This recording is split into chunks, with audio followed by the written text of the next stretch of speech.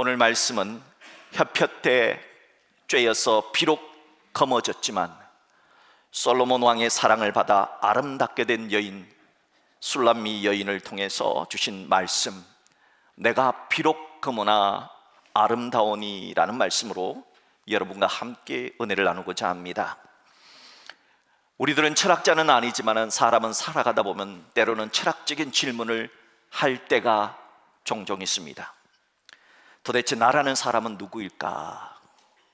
나는 도대체 어디서 왔다가 어디로 가는 걸까?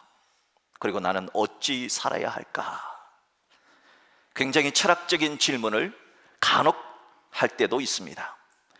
오늘 말씀은 바로 이 철학적 질문에 대한 하나님으로부터 전무후무한 지혜를 받았던 솔로몬 왕을 통해 주신 아가스의 말씀입니다.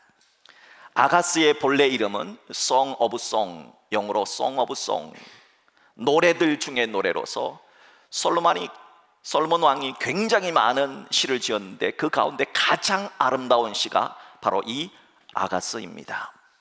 아가스는 솔로몬 왕과 술람미라고 하는 한 여인 간의 정말 깊고 순수한 사랑을 노래한 시입니다. 솔로몬 왕에게는 예루살렘 북쪽에 포도원이 하나 있었습니다. 그리고 그 포도원을 소작을 주었습니다. 한 여인의 가정에. 그 소작농의 딸이 바로 오늘 아가스의 주인공인 술람미라고 하는 여인입니다. 술람미는 오빠들의 학대를 받았습니다. 마치 신데렐라처럼요. 오빠들은 이 술람미에게 포도원에서 힘든 일을 다 맡겨버렸습니다. 그리고 양떼까지 치게 되었습니다. 그러다 보니까 술람미의 아름다운 얼굴이 태양에 거슬러서 검게 변해버렸던 겁니다. 그런데 어느 날 솔로몬 왕이 이 포도원에 찾아왔습니다. 그리고 검게 탄 얼굴이지만은 포도원에서 일하고 있는 이 술람미를 바라보고 한눈에 반해버린 겁니다. 그리고 그를 왕궁으로 데려와 솔로몬 왕의 아내로 삼아서 아름다운 사랑을 했다 하는 내용이 바로 성경에 나오는 아가스의 내용입니다. 뭐 이런 책이, 이 사랑 이야기가 왜 성경에 들어왔을까? 이유가 있습니다. 겉으로는 솔로몬 왕과 술람미라고 하는 한 여인 간의 사랑 이야기를 다루고 있지만 실제로는 하나님과 우리 성도 간의 사랑으로 해석을 해왔기 때문입니다. 그래서 아가스의 솔로몬 왕은 어떻게 해석해야 되느냐? 아가스의 솔로몬 왕은 예수님으로, 하나님으로 해석을 해야 해석이 되고요, 술람미 여인은 교회 또는 여러분 각자 우리 예수 믿는 사람으로 해석을 할 때 이것이 아가스를 푸는 전통적인 해석 방법입니다. 자, 이제 오늘 본문인 아가스 1장 5절에는 과연 우리들이 누구일까 하는 것을 말씀해 주고 있습니다. 5절을 합독하겠습니다. 예루살렘 딸들아, 내가 비록 금우나 아름다우니 게달의 장막 같을지라도 솔로몬의 휘장과도 같구나. 본문 5절에서 우리들이 누구인가, 우리들의 존재를 두 가지로 말씀하고 있습니다. 첫째는 비록 금우나 아름다운 존재가 우리라는 겁니다. 둘째는 게달의 장막 같을지라도 솔로몬의 휘장 같다는 겁니다. 이 말씀은 우리들이 예수님 만나기 전에는 검었다, 죄인이었다 하는 뜻입니다. 우리들이 예수님 만나기 전에는 게달의 장막같이 거친 인생, 고달픈 인생이었다 하는 뜻입니다. 그런데 그런 술람미 여인이 솔로몬 왕을 만났습니다. 그리고 아름다워졌습니다. 솔로몬의 휘장처럼 품격이 있어졌다는 것입니다. 이와 같이 우리들도 예수님을 만나 아름다워졌고 우리도 품격 있는, 인격 있는 성도가 되었다는 것입니다. 이것이 바로 만남의 축복입니다.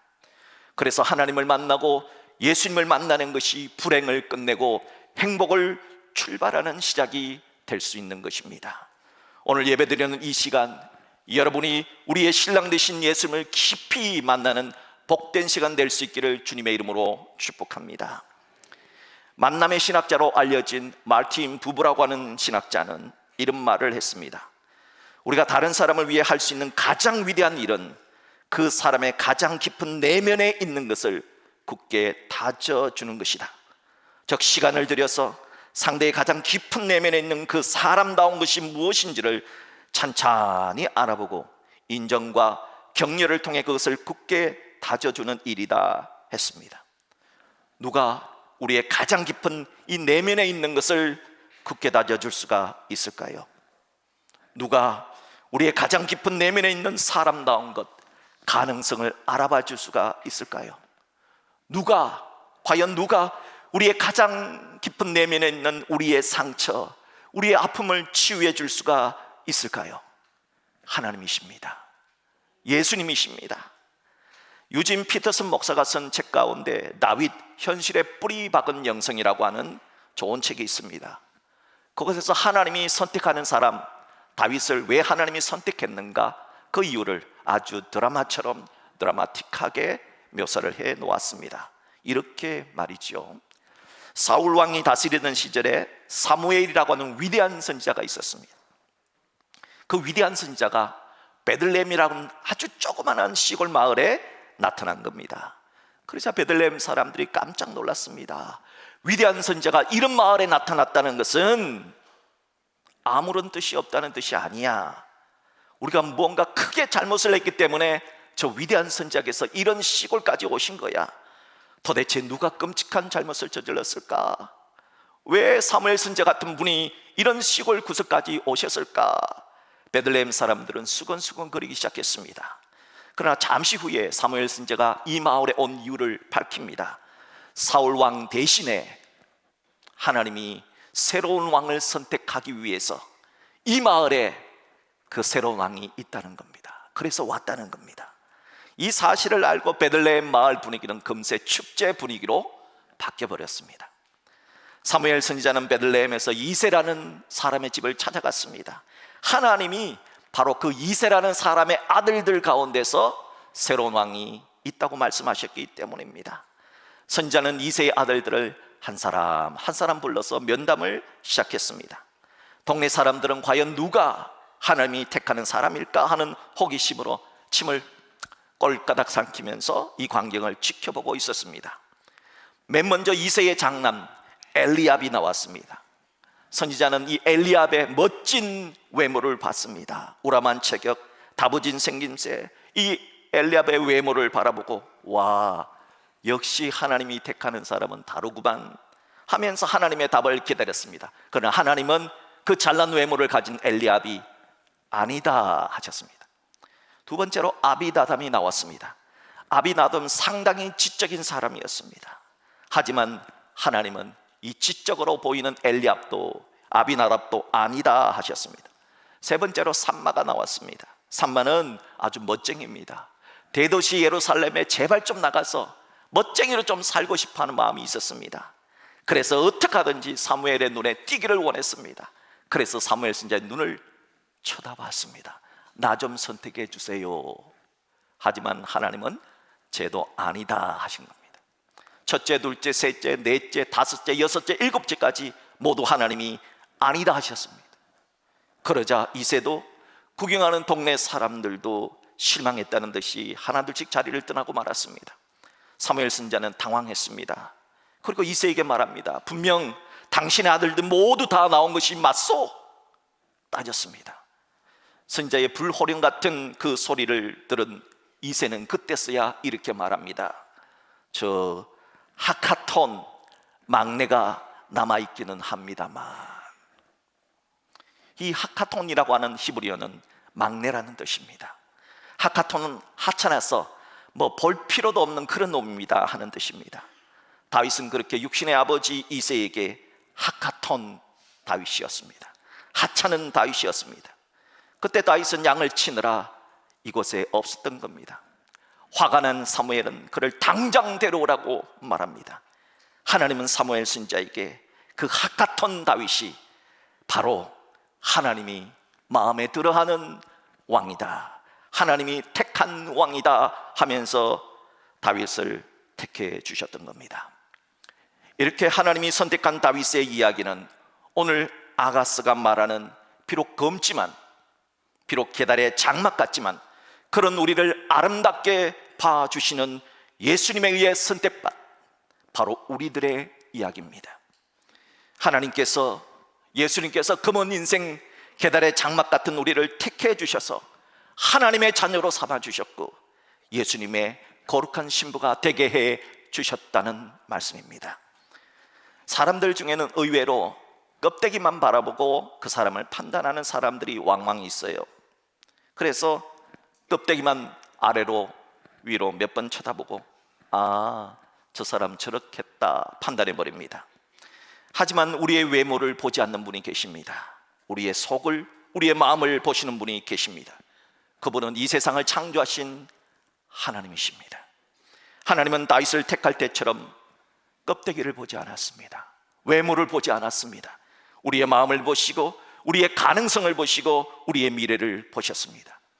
그런 하나님을 믿는 사람들은, 그리고 하나님을 아버지라 부르는 성도들은 사람을 볼 때 하나님이 다윗을 보셨듯이 검게 거슬린 술람미 여인의 속마음을 보고 그 사람의 가능성을 보고 그 사람의 미래를 보고 말할 수 있어야 하는 것입니다.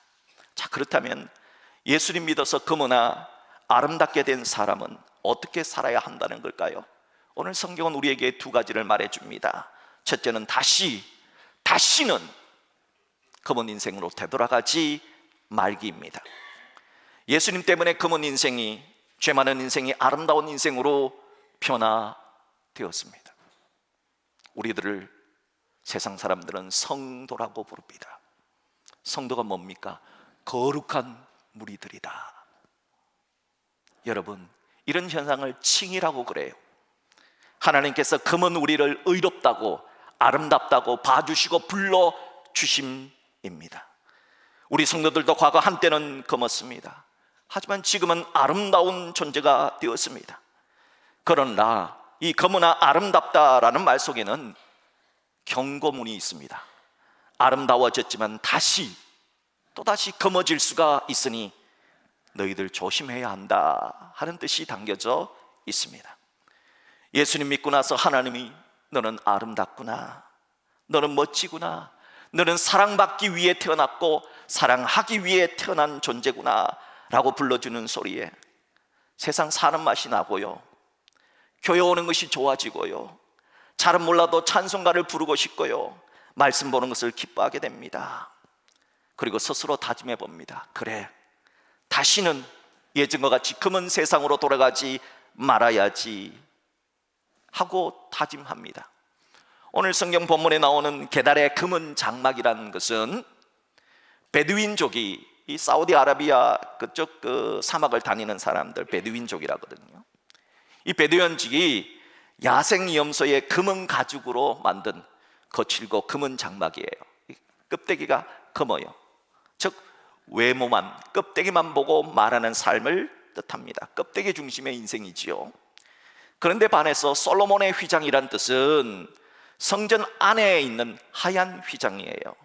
그러니까 밖에서는 볼 수가 없어요. 성소 안으로 들어가야만 볼 수 있습니다. 솔로몬의 휘장 같다는 것은 내면을 보고 가능성을 보고 미래를 보고 평가하는 성숙한 신앙생활을 뜻합니다. 그런데 어느 날 갑자기 우리가 이렇게 솔로몬의 휘장처럼 변하게 되었는데 갑자기 6절의 말씀처럼 아주 따가운 햇볕이 비치기 시작합니다. 세상의 풍파가 찾아옵니다. 6절의 햇볕은 세상의 고난을 상징합니다.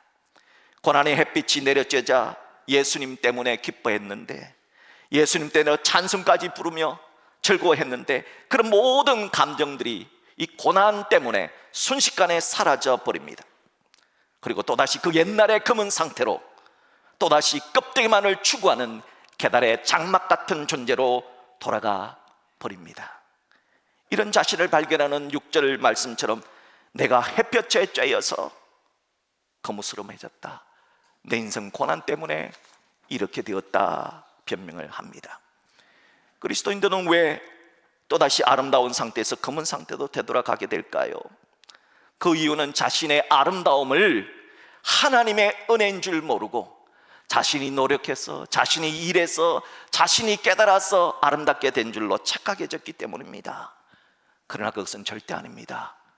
에베소서 2장 8절은 우리들이 아름다운 상태가 된 것이, 우리들이 소위 말해서 인격적인 인간이 된 것이 누구 때문이냐? 성경은 이렇게 말합니다.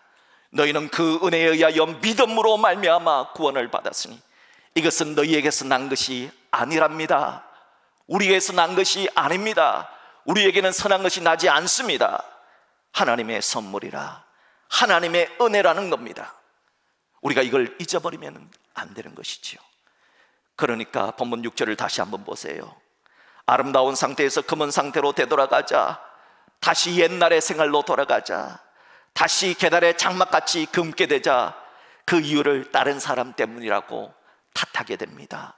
본문 6절을 보십시오. 내가 햇볕에 쬐어서 검은스름할지라도 흙에 보지 말 것은 왜 내가 이렇게 되느냐? 내 어머니의 아들들이 나에게 노하여 포도원 지기로 삼았습니다. 나의 포도원을 내가 지키지 못하였구나. 내 어머니의 아들들 때문이라는 겁니다. 여러분, 어머니의 아들이 누굽니까? 오빠잖아요. 내 어머니의 아들이 누굽니까? 내 남동생이잖아요. 내가 이렇게 까매지게 된 것이 오빠 탓이고, 이렇게 까매지게 된 것이 동생 탓이라고 탓하게 되는 것입니다. 여러분, 사람은 이렇게 다시 돌아가면 다른 사람을 원망하게 됩니다. 그러나 계달의 장막 같을지라도 솔로몬의 휘장 같은 사람은 그렇게 말하지 않습니다. 다 내 탓이요, 다 내 탓이요라고 말합니다. 그렇지 않으면 다시 옛날로 돌아가면 다 네 탓이라고 말하게 된다는 것입니다. 여러분, 이래서는 아니 되지요. 그러므로 세상살이가 아무리 힘들어도, 고달파도, 고난의 태양빛이 아무리 강력하게 내어 쫓길지라도, 쪼아내릴지라도 우리가 다시 검은 상태로 돌아가면 아니 될 것입니다. 부디 예수님 때문에 얻은 은혜, 구원을 다시 되돌리는 어리석은 인생이 되지 않기를, 다시 검은 상태가 되지 않기를 주님의 이름으로 부탁드립니다. 둘째로, 검으나 아름답게 된 사람은 어찌 살아야 되느냐?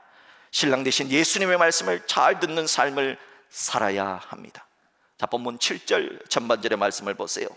내 마음으로 사랑하는 자야, 내가 양치는 곳과 정오에 쉬게 하는 것을 내게 말하라. 일반적으로 예수님과 성도 간의 관계를 신랑과 신부로 그렇게 상징합니다. 특별히 이 아가서는 신랑은 예수님으로 상징하는 것이 맞습니다. 그렇게 풀어야 됩니다. 특별히 여기에 술람미 여인이라든지 신부는 우리 성도들을 상징하는 것으로 풀어야 합니다. 그렇다면 신랑 되신 예수님을 사랑하는 성도라면 마땅히 신랑이신 예수님의 하시는 일에 관심을 가져야 되잖아요. 신부가 신랑의 말에 귀를 기울여야 하는 것 아닙니까? 믿음 생활은 뭐냐? 찬송가의 가사처럼 아무 일을 만나도 예수 의지합니다. 이게 신앙생활입니다. 검지만 아름답게 된 성도 여러분, 아무 일을 만나도 예수님 의지하는 그런 거룩한 신부가 되시기를 주님의 이름으로 축복합니다. 우리는 검지만 아름답게 된 사람들임을 잊지 말아야 됩니다.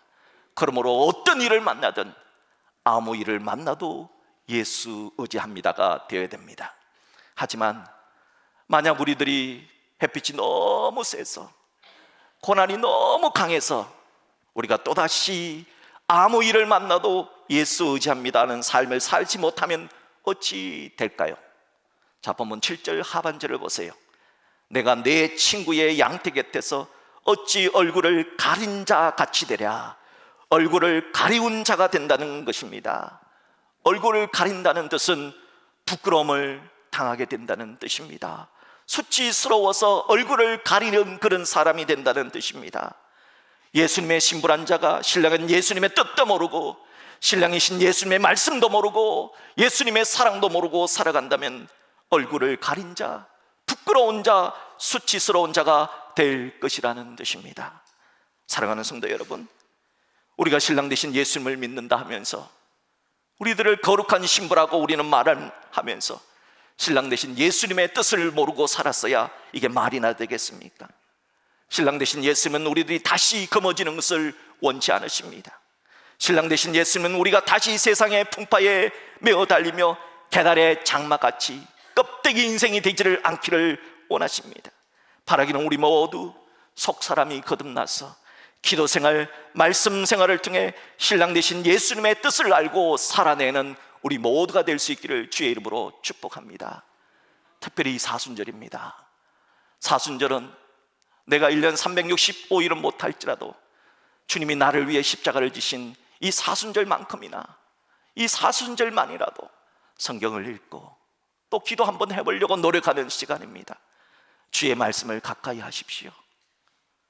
주님의 말씀을 가까이 하십시오. 그리하여서 주님의 뜻을 알아내는 여러분, 그렇게 살아내는 거룩한 신부 되기를 주의 이름으로 축복합니다. 셋째로, 금은아 아름답게 된 사람. 우리 성도들은 어찌 살아야 되느냐? 살다 보면 모를 때가 있어요. 모를 때. 그럴 때는 앞서간 믿음의 조상들의 발자취를 따라서 맡겨주신 사명을 잘 감당하며 살기입니다. 자, 오늘 본문 8절을 보세요. 여인 중에 어여쁜 자야, 내가 알지 못하겠거든. 우리들이 신앙생활을 할 때 알지 못할 때가 많잖아요. 그럴 때는 어떻게 살아야 돼요? 양떼의 발자취를 따라 목자들의 장막 곁에서 너의 염소 새끼를 먹을지니라. 하나님은 양떼의 발자취를 따라가라 했습니다. 앞서간 믿음의 선배들이 어떻게 그런 문제들을 풀었는지 과거의 역사를 한번 살펴보고 좋은 발자취는 따라가라 했습니다. 여러분, 히스기야 왕이 죽을 병에 걸렸을 때 어떻게 해서 15년의 생명을 연장받았습니까? 그걸 따라가라는 겁니다. 다윗이 자기가 생각하는 상상을 초월하는 거인이 나타났습니다. 골리앗이 나타났습니다. 우리도 내 힘으로 도저히 감당할 수 없는 거인을 만날 때가 있습니다. 경제적인 거인, 질병의 거인, 수많은 거인들을 만납니다. 그때 어떻게 해서 다윗이 그 거인 골리앗을 물리쳤습니까? 그것을 성경을 찾아 읽어보고 너도 그렇게 하라는 겁니다.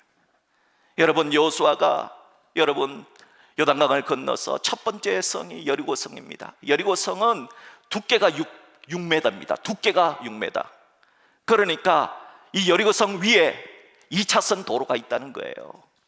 그런 단단한 여리고성을 어찌 무너뜨렸습니까? 어떻게 해서 여리고성이 무너졌는가? 여호수아서를 찾아보고 읽어보고 너도 그렇게 살라는 뜻입니다. 사랑하는 성도 여러분, 믿음의 선배들은 그렇게 문제를 해결했습니다. 우리도 문제가 생길 때 사람 찾고 울고불고 하는 것이 아니라 말씀에 돌아가서 말씀을 찾고, 우리 선배들은 어떻게 그 위기를 극복했는가, 그렇게 고민하고 말씀 따라 문제를 해결할 수 있는 여러분 되기를 주의 이름으로 축복합니다. 또한 예수님께서는 요한복음 21장에서 이렇게 말씀하셨습니다. 어린 양을 먹이라. 어린 양을 먹이며 살아라. 하나님 맡겨주신 사명에 따라 살라는 뜻입니다. 그 말씀이 너의 염소 새끼를 먹일지니라 하는 말씀입니다.